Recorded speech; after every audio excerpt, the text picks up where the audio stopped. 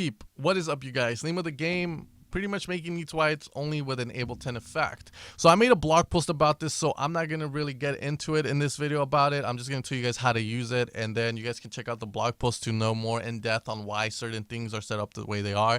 But this is a free rack that you guys can download by visiting evilsounds.com/blog. I'll leave the link in the description. It will be in the blog post on how to make leads wide using only Ableton effects. Now, guys, make sure while you're there to also sign up for the mailing list. I promise I'm never going to send you guys anything related to buying something, to a sound bank I released. You know, I have YouTube and Facebook for that. I want the mailing list to be able to send you guys stuff that I think is valuable to you guys. So make sure to sign up for it. We already have like 800 subscribers on it, and if it goes higher, amazing. It's through the Evolution of Sound website, which again is my imprint where I release most of my sound banks, which, you know, there's a story behind why I do it, why I don't release it on Beatport or Producer Loops, but that's another video.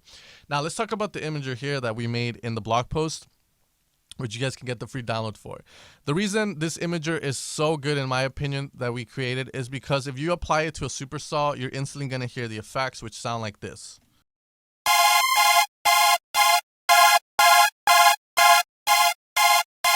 Now, a lot of amateur producers are going to say that the first sound without it on sounds better, but in reality, with this on, it sounds way better. And why is that?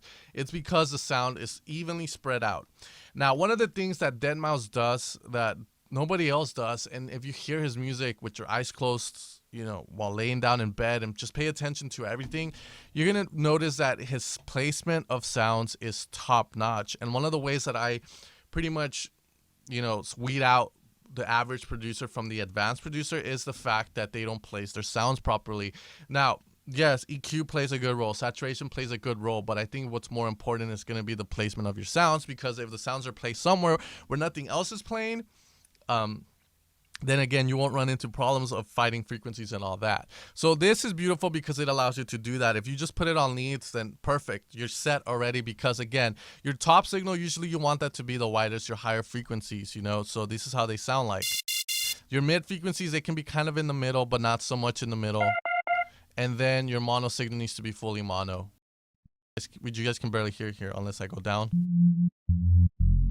You know, this signal here, like you guys can see, it sounds, yeah, so why would you want that wide? But you guys can see. Here we have it spread out just so beautifully, and it just works wonders. Now, if you guys want to know what's going on in here, again, check out the blog post where I go more in depth, but we're utilizing the Haas effect. We're utilizing the utility with on Ableton in order to make this stereo imager work. There's no need for you to buy the S1 imager or the Osun 7 imager. Anyways, guys, thanks for tuning in. Make sure to sign up to the mailing list. Check out the blog post on how to make this and for the free download for the imager, and I'll see you guys next time. Take care and have a great one. I'll have another video up for you guys later today as well. Boom, boom.